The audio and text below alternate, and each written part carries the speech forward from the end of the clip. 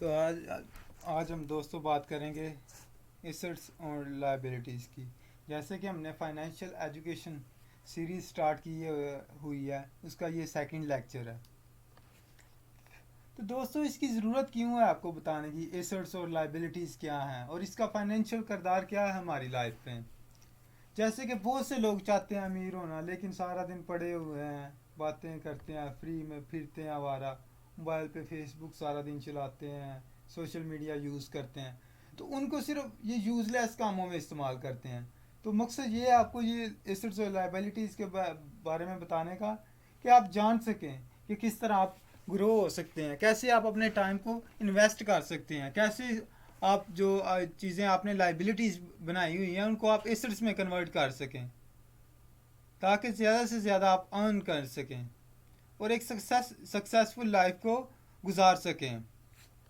तो इसी मकसद से मैंने ये सीरीज स्टार्ट की हुई है कि आपको फाइनेंशियल एजुकेट करना है, फाइनेंशियल इंडिपेंडेंट बनाना है और आपको सही लाइफ के बारे में बताना है कि किस तरह आप मनी को मैनेज कर सकते हैं, मनी मैनेजमेंट के बारे में। क्योंकि बहुत ज़्यादा लोग हैं जो आज फाइनेंशियल एजुकेशन ना होने की वजह से वो कमाते तो बहुत ज़्यादा हैं, लेकिन उनको पता नहीं सेव किस तरह किया जाता है या पैसे से कैसे काम करवाया जाता है। क्योंकि हमारी सोसाइटी में आज यही प्रॉब्लम है कि लोग जानते नहीं कि पैसे से कैसे कमाना, वो पैसे के लिए काम करते हैं, पैसे से काम नहीं करवाते। तो इसी तरह आज मैं आपको सबसे पहले बताता हूँ कि रियल एसेट्स क्या हैं और लाइबिलिटीज़ क्या हैं। एसेट्स रॉबर्ट कियोसाकी, जो कि रिच डैड और पुअर डैड बुक के राइटर हैं, वो कहते हैं कि एसेट्स वो चीज़ है जो आपकी पॉकेट में पैसे लाए। कोई भी ऐसी चीज़ जो आपकी पॉकेट में पैसे लाए, जो आपको पैसे कमा के दे, जो आपकी इनकम को इंक्रीज करे, वो क्या है? एसेट है।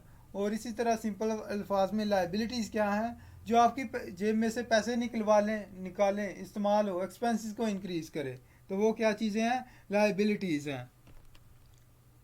तो आज आपको मैं बताऊंगा कौन कौन से आपको एसेट्स बिल्ड करने चाहिए to improve your financial condition, अपनी फाइनेंशियल कंडीशन को बेहतर करने के लिए, ताकि आप फाइनेंशियल इंडिपेंडेंट बन सकें। तो आपका क्वेश्चन होगा कौन से हम एसेट्स बाय करें। जैसे कि आपको इन्वेस्टमेंट की अगर कोई बंदा आइडिया देता है या बिजनेस का देता है, तो आपको अचानक माइंड में आता है मिलियंस ऑफ डॉलर होगा, लाखों रुपये होगा, करोड़ों रुपये होगा। नहीं, अगर आप छोटा सा काम करते हैं या छोटी मोटी सी इवन सेविंग करते हैं, तो आप उसको इन्वेस्ट करके उससे अर्न कर सकते हैं, उससे इंटरेस्ट कमा सकते हैं। तो इसी तरह मैं आपको सबसे पहले सजेस्ट करूंगा स्मॉल एसेट्स की तरफ आए। Small business assets for rent. आप छोटी छोटी चीज़ों को खरीद सकते हैं। जैसे कि आपको मैं अगर कहूँ कंस्ट्रक्शन के बारे में, कि जैसे कंस्ट्रक्शन में, जैसे कि ये बातें करने में तो आपको छोटी लग रही है, जब आप प्रैक्टिकल लाइफ में करेंगे तब आप देखेंगे इनका इम्पैक्ट बहुत ज़्यादा होगा।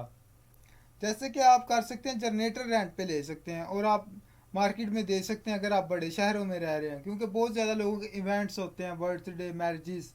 तो आप इनसे थोड़ा बहुत रेंट रेवेन्यू जनरेट कर सकते हैं। और जनरेटर से मुराद ये नहीं कि आप बहुत बड़ा इलेक्ट्रिक जनरेटर लें, लाख 1.5 लाख। नहीं, आप छोटा भी ले सकते हैं जो कुछ हज़ार में होगा, 10,000 20,000 में। तो आप उसको भी रेंट आउट कर सकते हैं। और मज़ीद जैसे काम बढ़ता जाए तो आप ज़्यादा से ज़्यादा कर सकते हैं। इसी तरह एक मेरा दोस्त है, उसने आइडिया दिया कि जैसे कि वो सीढ़ी जो होती है, वो आजकल जो बड़ी बड़ी सीढ़ियाँ होती हैं एल्युमिनियम की बनी हुई, आप उनको रेंट आउट कर सकते हैं पर आर के हिसाब से।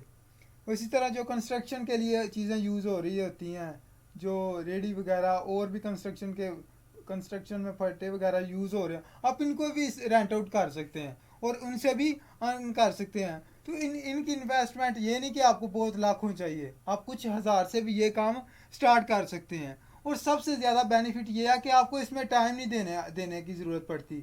आपने एक बार इन्वेस्ट किया है या जब आपसे कोई रेंट आउट करने आता है, तो आप तब आपका कुछ टाइम इस्तेमाल होता है। ये नहीं कि आप सारा दिन सारी रात आप लगे हुए काम करने में, नहीं। तो ये क्या है, ये सबसे बेहतर एसेट है। तो आप स्मॉल एसेट्स हैं उनको बाय करें। ये नहीं कि आप सोचें कि सबसे पहले आपने बड़े एसेट्स को बाय करना है। और इसके बाद आता है स्टॉक मार्केट। जो स्टॉक मार्केट होता है, आप कंपनी अगर आपको खुद इतनी फाइनेंशियल एजुकेशन नहीं है, आप इतना फाइनेंस के बारे में नहीं जानते कि किस तरह ये मनी वर्क करती है, मनी मैनेजमेंट इतनी ज़्यादा, तो आप स्टार्टिंग में, बिगनिंग में, इनिशियल पॉइंट पे जब आप हो गए, इनिशियल स्टेज पे, तो आप बड़ी कंपनीज में इन्वेस्ट कर सकते हैं, क्योंकि वहाँ पे बहुत बड़े चार्टेड अकाउंटेड मैनेजर्स जो कि वेल एजुकेटेड हैं और डिग्रीज होल्डर हैं और एक्सपीरियंस होल्डर हैं, आप बड़ी कंपनीज में इन्वेस्ट करके वहाँ से इंटरेस्ट हासिल कर सकते हैं, क्योंकि वहाँ पे होता है कंपाउंड इफेक्ट। कंपाउंड इफेक्ट जैसे कि आइंस्टाइन ने कहा है, कंपाउंड इफेक्ट क्या है, दुनिया का 8वां अजूबा है, 8 वंडर ऑफ द वर्ल्ड। तो आप इसके ज़रिए भी अर्न कर सकते हैं।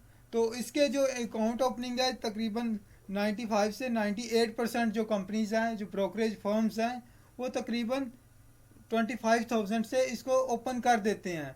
हाँ, कुछ रेयर्स भी हैं जो नए ब्रोकर्स आ रहे हैं, वो 10,000 से भी स्टार्ट कर सकते हैं, लेकिन इसके चांसेस बहुत कम है। तो आप जब आप छोटे मोटे एसेट से कमाते हैं तो आप उसको री इन्वेस्ट कर सकते हैं ज़्यादा से ज़्यादा गेन हासिल करने के लिए।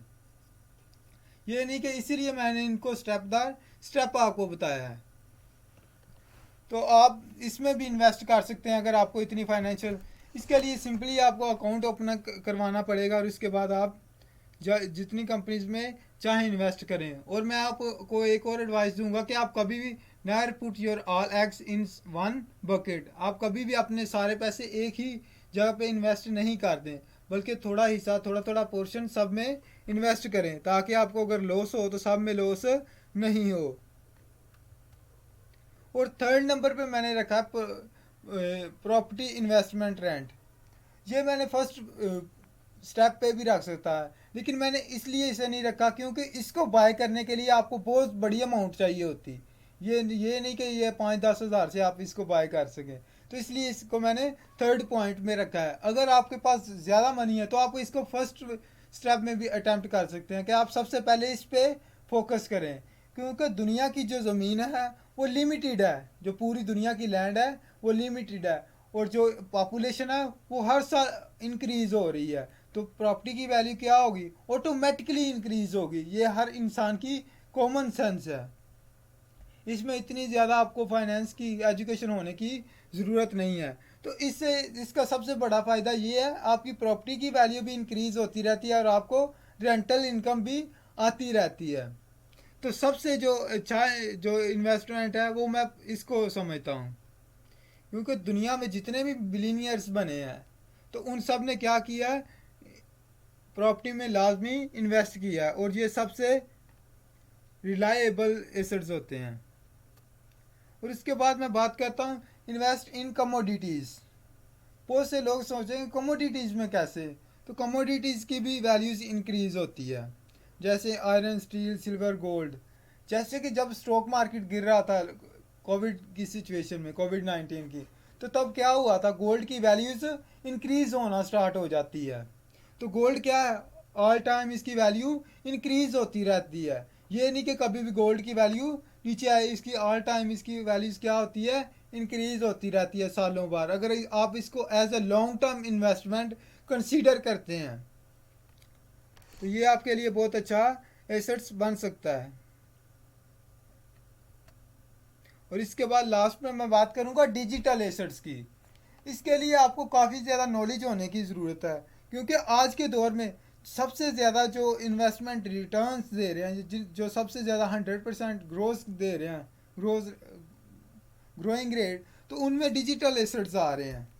तो डिजिटल एसेट्स में जैसे कि मैंने लिखा हो, copyrights, patents, websites, YouTube channels, तो आप ये इंक्रीज़ कर सकते हैं। अब जैसे कि एग्जांपल देता हूँ कॉपीराइट्स पे, अगर आप खुद नहीं यूट्यूब चैनल बना सकते तो किसी दूसरे का बनाया हुआ आप उसको बाय कर सकते हैं, जिस पे दूसरे बंदे ने वर्किंग की हो और वो जनरेट कर रहा हो मनी मंथली बेसिस पे।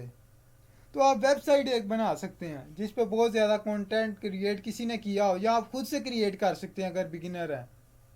तो उसके अलावा आप कुछ और चीज़ें भी इन्वेंट करवा सकते हैं, या किसी की इनोवेशन को पेटेंट करवा सकते हैं उसके साथ, जैसे बुक्स के कॉपीराइट्स होते हैं। तो डिजिटल एसेट्स क्या होते हैं, ये भी आपको लाइफ टाइम क्या देते रहते हैं, रिटर्न्स देते रहते हैं। तो जो फाइनेंशियल एजुकेशन होती है, इसीलिए ये ज़रूरी है, मैं बताता हूँ आपको क्योंकि इस पे मल्टीपल इनकम सोर्स होते हैं। ये नहीं कि एक सैलरी है और इस पे पूरे जितने भी आपके एक्सपेंसेस खर्चे वगैरह हैं हज़ार आप उस पर डिपेंड कर रहे हैं। अगर एक दिन वो एक दफ़ा ऐसा हुआ कोई इंसिडेंट होता है अचानक वो स्टॉप हो जाता है क्योंकि आपकी इनकम का एक ही सोर्स है, तो वो क्या करेगा, आपकी लाइफ को डिस्टर्ब कर देगा, बहुत ज़्यादा आपको मेंटली भी डिस्टर्ब करेगा। इसीलिए कहते हैं मल्टीपल वेज होने चाहिए, मल्टीपल स्ट्रीम्स ऑफ इनकम्स होनी चाहिए अगर आप फाइनेंशियली फ्री होना चाहते हैं और इंडिपेंडेंट होना चाहते हैं। लास्ट पे यही कहूँगा, थैंक्स फॉर वॉचिंग।